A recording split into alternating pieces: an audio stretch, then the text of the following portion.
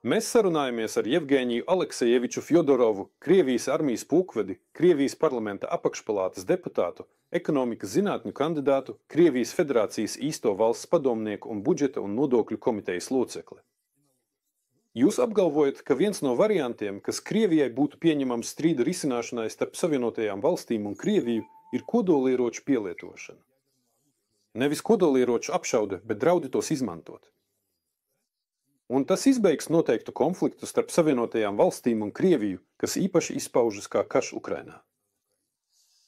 Tālāk. Kāpēc jūs esat pārliecināts, ka tas darbosies? Kad tika radīti strateģiskie ieroči, runa bija par strateģiskajiem. Ir arī taktiskie kodolieroči, bet tie tika radīti nevis izmantošanai, jo šie ieroči, ja teorētiski tos lietotu, tad pilnībā nevis vienu vai divus izstrādājumus, šāviņus vai raķetes, bet pilnībā. Un tas nozīmē cilvēces nāvi. Faktiski planēta Zeme iet bojā. Tātad tie sākotnēji tika radīti nevis tāpēc, lai tos kādreiz izmantotu kaujas laukā. Tas tika radīts iebiedēšanai. Un caur iebiedēšanu tas tika radīts, lai vienotos. Stratēģiskie kodolieroči ir vismiermīlīgākie ieroči pasaulē, jo tas tika radīts, lai novērstu karu. Tie nekad nav tikuši izmantoti. Nē, tie visu laiku tika izmantoti, bet kā iebiedēšanas faktors. Tātad faktiski tas ir politikas faktors, nevis kaujas lauka faktors. Un politika būs spēcīgāka par militāru kaujas lauku, ja tā tiks izmantota pareizi. Šis mehānisms darbojas, ja mēs gribam saprast, kā tas darbojas, varam paskatīties uz ASV piemēru. Tātad tiek radīts drauds, drauds ir reāls, un šo draudu nevar cenzēt, nevar liekt informāciju par draudiem, jo īpaši mūsdienu sabiedrībā, kur tā izplatās starp cilvēkiem, kuri paši izjūt šo draudu. Šis drauds rada motivāciju simtiem miljonu cilvēku attiecīgajā valstī sākt izdarīt spiedienu uz varu, lai tā noņemtu no viņiem šo personīgo draudu. Citādi uzkritīs, un mēs visi mirsim. Kāds tā izlemj, kāds domā, ka tā ir tikai 1% iespējamība, bet iespēja pastāv. Kā darbojās šis draudu mehānisms? Iedomājieties, piemēram, Ņujorkas pilsētu, lielu pilsētu. Tikai šajā vienā pilsētā zem zemes ir ierakti 42 000 kodolbumbu patvērtnes. Tātad katrs liels, nopietns objekts, būvējot pēc pilsētplānošanas normām, prasa kodolpatvērtni. Jautājums, vai kāds jebkad Amerikas Savienotajās valstīs, izņemot Padomju Savienību, ir draudējis ar kodolstrateģiskajiem ieročiem? Oficiāli nē. Jā, vispār nevienam tāda nav, vienkārši nevienam nav tādu iespēju, jo strateģiskie kodolieroči, tas ir tādi, kas spēj atrisināt strateģiskas problēmas, ir pieejami tikai divām valstīm – ASV, PSRS un Krievijai. Strateģiskie, tas nozīmē, ka tie spēj risināt strateģiskus uzdevumus. Tas nozīmē kvalitātes raksturojumu, aizlidos līdz mērķim un kvantitātes raksturojumu iznīcinās. Lūk, pēc kvalitātes, pēc darbības attāluma, tādi ieroči ir Anglijā, Francijā, Ķīnā. Pēc daudzuma tādi ir tikai Krievijas federācijai un ASV. Labi, pārējām pie nākamā jautājuma. Vai jūs esat pārliecināts, ka tas tiešām ir? Jo ļaujiet man nedaudz pa soļiem iziet, jā. Pirmkārt, galvenais kodolieroču arsenāls Padomju Savienībā tika izveidots 60. un 70. gados, vai ne? Lūk, galvenā šo kaujas lādiņu masa. Kodola materiāli, kad tie vienkārši glabājas bojājies. To jūs lieliski zināt, vai ne? Proti, tur vienalga notiek pusabrukšana, un tie attiecīgi, teiksim tā, zaudē savu kaujas spēku, var pat vispār neuzsprāgt, vai ne? Ļoti daudz jau ir atklāti sabojāts, tas ir viens. Otrais moments, pēc Padomju Savienības sabrukuma bija urāna darījums, kad šis augsti bagātinātais ieroču urāns tika izvests uz Amerikas Savienotajām valstīm. Tas nebija nekāds noslēpums, tas bija. No noliktavām? Vispār tika izvests. No noliktavām. Tas bija ierakstīts pašā līgumā Vono darījums. Jā. Tātad sanāk, ka sabrukums pats par sevi notiek, kodolieroču novecošana, plus daļa no tiem izveda jā. Un vēl mēs kā vienkārši pilsoņi, mums vispār nav ne jausmas, kur tie ir, kas tie ir, cik to vispār ir, vai ne? Kur tie ir izvietoti, cik daudz šo kaujas galviņu ir?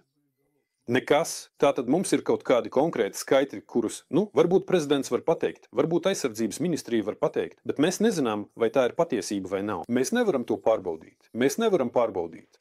Mēs, Krievi, nevaram pārbaudīt, cik kaujas galviņu ir Savienotajām valstīm, un arī otrādi, vai ne?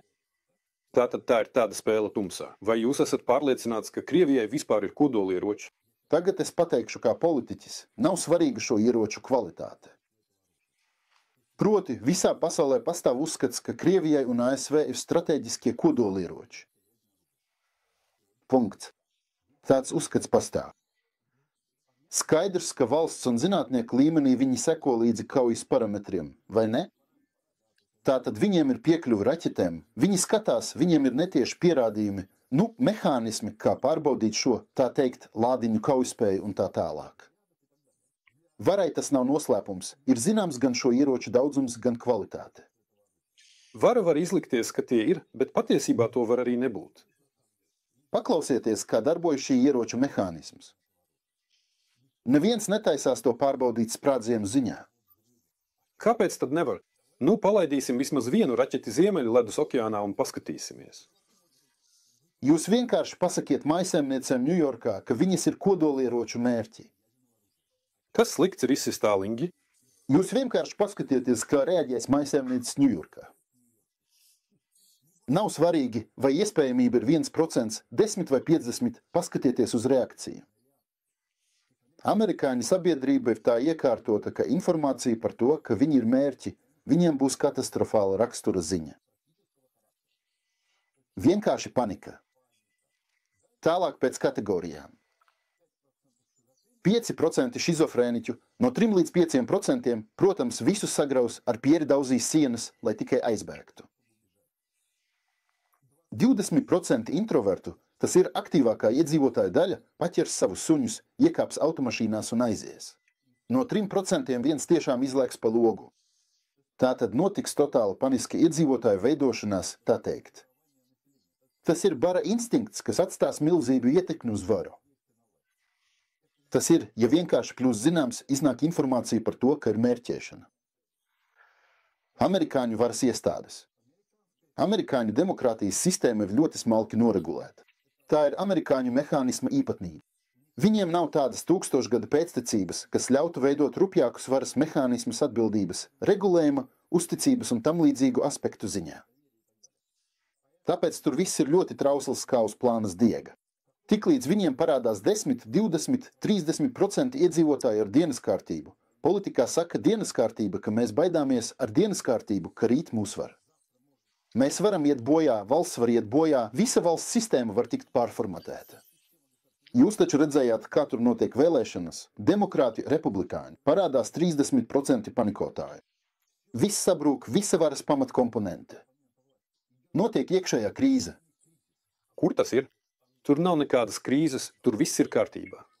Jo jūs skatāties uz socioloģiju, man tā ir uz galda, te aprakta papīros, es varu jums parādīt, kur ir teikts, ka Amerikas sabiedrība neredz nekādu draudu no Krievijas Federācijas Ukrainas konflikta kontekstā. Vispār nemaz. Amerikas sabiedrību satrauc inflācija, bezdarbs, ielu noziedzība. 4. vietā ir medicīna. Visi, nav nekādas, mēs baidāmies. Tātad amerikāņu vidusmēra cilvēku tas vispār neskara. Amerika piegādā 2/3 bruņojuma Ukrainai, 2/3 naudas. Amerikas sabiedrība neuzskata, ka tā ir viņu karš. Pilnīgi nemaz, bet tā ir viņu karš, jo tieši šīs artilērijas iekārtas droni izlūkošana nogalina mūsu karavīrus. Tātad tā ir Amerikas karš, bet amerikāņu izpratnē tā nav. Tātad, ja mēs runājam par kara informatīvo daļu, tad ASV teritorijā mēs to esam pilnībā zaudējuši. Taču mērķēšanas faktoru parādīšanās, kā tas darbojās visu augstā kara laiku, automātiski atmodinās seno atmiņu, to pašu, kas lika būvēt šos bumbu patvērtnes, kas lika ASV aizsardzības ministriem izlikt pa logiem ar kliedzieniem skrievnāk. Ir acīm redzams, ka tas nebija desants, bet gan raķešu draudi no Padomju Savienības puses. Tātad tiek radīts pavisam cits sabiedriski politiskais fons. Un tieši šis fonds ir kodolatvēršanas mehānisms, nevis sprādzieni, uzbrukumi vai kas cits. Lūk, tā tas darbojas. Tā domāja lielākā daļa cilvēku. Starp citu, tā domāju arī es, kad pirmo reizi atnācu pie jums 2012. gadā, es biju pārliecināts, ka neviens neuzbruks Krievijai, tāpat kā visi Krievijas pilsoņi, vai ne? Jo Krievijai ir kodolieroči un spēcīga armija. Kā izrādījās, šodien 2025. gadā pēc 13 gadiem, mūs regulāri apšauda. Pat bezpilota lidaparāti lidoja pie mums rajonā, tur tos notrieca. Tiek veikti triecieni pa militāriem objektiem, naftas bāzēm, visur pa militāriem uzņēmumiem, citām vietām. Tā tad notiek tieši īsta konkrēta karadarbība. Un ko mēs toreiz pirms 13 gadiem ar jums, ko mēs runājām? Kāds bija mūsu trešais punkts? Ka Krievijai nav suverenitātes. Tātad tas viss nav par mums. Kas ir suverenitāte? Suverenitāte ir vara. Ja jums nav nacionālās varas, lai cik stipri jūs nebūtu ar kodolieročiem, šie ieroči netiks izmantot jūsu interesēs. Var, un es arī saku, ka Krievijai nav kodolieroči. Patiesībā. Tas nav svarīgi. Lai jau tie ir, bet viņi taču tos nevar izmantot. Pirmkārt, tas nav svarīgi. Otrakārt, Krievijai ir pietiekams potenciāls, lai, ja kaut kas tur nestrādā tik labi, ātri visu atjaunot. Tātad tehnoloģiski tā ir cita problēmas risināšanas tehnoloģija.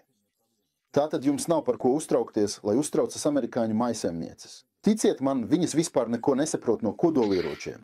Jā, tas gan. Viņām tas arī nav vajadzīgs. Viņu uzdevums ir aplieties ar karstu zupu paniskas bēgšanas laikā.